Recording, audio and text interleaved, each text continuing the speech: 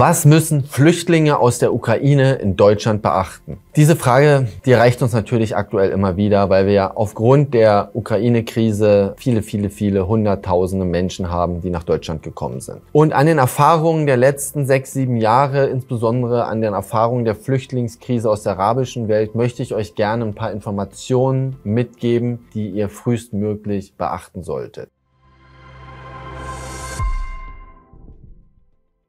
Bei den meisten Flüchtlingen aus der Ukraine ist es ein bisschen anders als vor allem bei den Flüchtlingen aus Syrien. Die allermeisten haben heute eigentlich das ganz klare Ziel, irgendwann zurückzugehen in die Ukraine. Ich kann euch aus meiner anwaltlichen Erfahrung da nur einen ganz wichtigen Tipp geben. Kein Mensch weiß, wie lange der Ukraine-Krieg andauern wird. Und unsere Erfahrung ist, wenn Menschen ungefähr 4 bis 7 Jahre in Deutschland sind, dann hat man sich mehr oder weniger ein zweites Leben aufgebaut. Und dann ist der Gang zurück oftmals nicht mehr gewollt, nicht mehr möglich. Wir wissen nicht, wie das Land in ein paar Jahren aussieht. Das heißt, ihr solltet euch zumindest mal kurz mit der Thematik beschäftigen, dass es die Möglichkeit gibt, dass ihr dauerhaft vielleicht für immer in Deutschland bleibt. Warum ist das so wichtig? Weil, um in diesem Land rechtlich, kulturell und tatsächlich anzukommen, muss man ein paar Sachen wissen, sonst macht man extreme Fehler, die einem viele Jahre kosten können. Bei Ukrainern ist es so, ihr habt ja grundsätzlich Schengen-Visa, könnt mindestens mal 90 Tage in Deutschland sein und Ukrainer bekommen auch sehr einfach Aufenthaltsrechte. Letztendlich Aufenthaltsrechte aus humanitären Gründen für 1 bis 3 Jahre. Diese Aufenthaltsrechte werden dann auch verlängert, sollte die Ukraine-Krise weiter andauern. Das heißt, grundsätzlich müsst ihr euch mit diesem Thema nicht beschäftigen. Aber wenn ihr langfristig in Deutschland bleibt und irgendwann unbefristete Aufenthaltsrechte oder die deutsche Staatsbürgerschaft erhalten möchtet, hängt das von mehreren Kriterien ab, wann ihr das bekommt und wie schnell ihr das bekommt. Das hängt von eurem aktuellen Aufenthaltsstatus ab. Das ist die erste wichtige Info. Und das hängt von euren Integrationsbemühungen ab. Dazu möchte ich euch gerne ein paar Informationen teilen. Erstens, es hängt von euren aktuellen Aufenthaltstiteln ab. Was bedeutet das? Die allermeisten Ukrainer in Deutschland kriegen den Aufenthaltstitel letztendlich nach § 24 Aufenthaltsgesetz. Das ist kein besonderes Aufenthaltsrecht und dieses Aufenthaltsrecht wird in Bezug auf zukünftige unbefristete Aufenthaltsrechte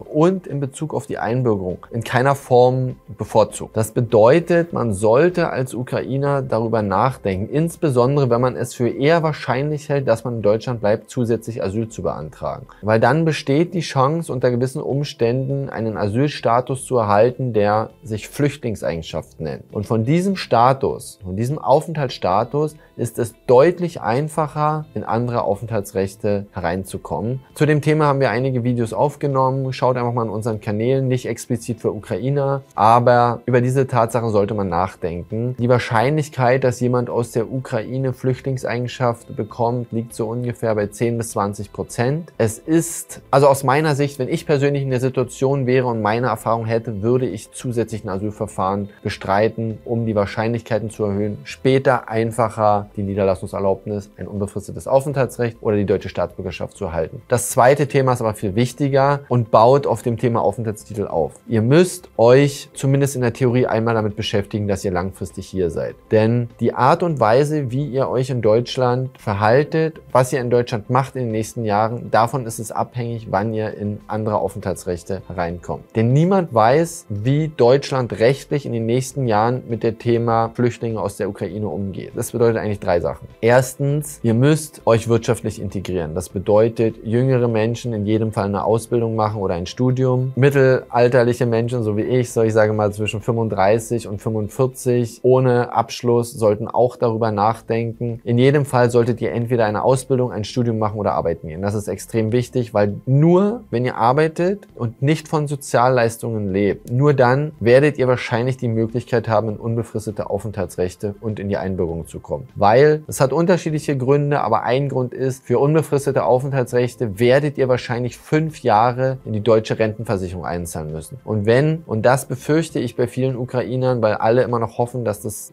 der Krieg schnell vorbei ist und man innerhalb von 1, 2 Jahren zurückgeht. Wenn man das nicht macht, versperrt man sich den Weg in die unbefristeten Aufenthaltsrechte. Und warum ist das so problematisch? Wir wissen halt nicht, was passiert rechtlich in den nächsten Jahren. Wenn man viele Jahre hier gelebt hat, hier bleiben möchte und möglicherweise seine Familie nachholen möchte, möglicherweise sich selbstständig machen möchte, eine Immobilie kaufen möchte und dazu Kredite Kredite aufnimmt, dann sind viele Sachen ohne unbefristete Aufenthaltsrechte nicht möglich. Und die Fehler, die ihr jetzt begeht, auch wenn die unverschuldet sind, werden euch später, so sagt man in Deutschland, auf die Füße fallen. Und diese Erfahrung mussten wir leider auch mit Flüchtlingen aus der arabischen Welt in den letzten 5, 6 Jahren machen. Das heißt wirtschaftliche Integration. Zweitens, ihr müsst euch sprachlich integrieren. Das bedeutet, ihr müsst Deutsch lernen, mindestens auf dem Sprachniveau B1, besser B2. Das hat unterschiedliche Gründe. Das hat aufenthaltsrechtliche Gründe. Das ist wichtig, um später unbefristete Aufenthaltsrechte und die Einbürgerung zu bekommen. Das hat aber letztendlich auch wirtschaftliche Gründe, denn ohne die Sprache wird es schwierig, einen wirtschaftlichen Aufstieg zu schaffen und sich in der Gesellschaft zu etablieren. Wir haben etliche oder viele Ukrainer, die aus der Mittelschicht aus der Ukraine gekommen sind, dort ein gutes Leben haben und jetzt in Deutschland fällt der Lebensstandard einfach, weil man die Sprache nicht spricht, weil man vielleicht keine Ausbildung oder kein Studium hat, das in Deutschland anerkannt ist und dafür ist die Sprache einfach das A und O. Das Schwierige für viele Ukrainer ist, dass sehr, sehr viele davon ausgehen, dass sie zurückgehen und diese Schritte aktuell nicht gehen, weil sie eigentlich nur darauf warten, wann kann ich endlich zurück. Das Video soll einfach dafür da sein, euch aufzuzeigen, dass fehlende Integration in den nächsten 1, 2, 3 Jahren, auch wenn sie nachvollziehbar ist, später zu erheblichen Problemen führen kann. Und deswegen zusammenfassend, beschäftigt euch mit dem Thema, ob es zumindest theoretisch möglich ist, dass ihr langfristig hier bleibt. Und dann gilt es, schnellstmöglich wirtschaftlich zu integrieren, Job, Ausbildung oder Studium, schnellstmöglich die Sprache zu erlernen, mindestens auf dem Niveau B1, besser B2 oder höher. Gerne auch sich ehrenamtlich zu engagieren. Auch das hilft bei Folgeaufenthaltsrechten, bei unbefristeten Aufenthaltsrechten, aber auch bei der Einbürgerung. Und natürlich gilt aber für alle, hat nichts mit Ukrainern zu tun, ihr dürft euch nicht strafbar machen. Wer sich in Deutschland strafbar macht, bei den Leuten ist es dann fast unmöglich für gewisse Zeiträume unbefristete Aufenthaltsrechte und die Einbürgerung zu bekommen. Wenn ihr Fragen habt, kommentiert gern. Wenn ihr aus der Ukraine seid oder Helfer, Unterstützer, Freunde von Ukrainern seid, schreibt uns gerne mal in die Kommentare, welche Probleme euch tatsächlich aktuell beschäftigen. In dem Fall nehmen wir dazu gerne ein paar Videos auf und versuchen euch damit zu unterstützen. Alles Gute, bis dahin.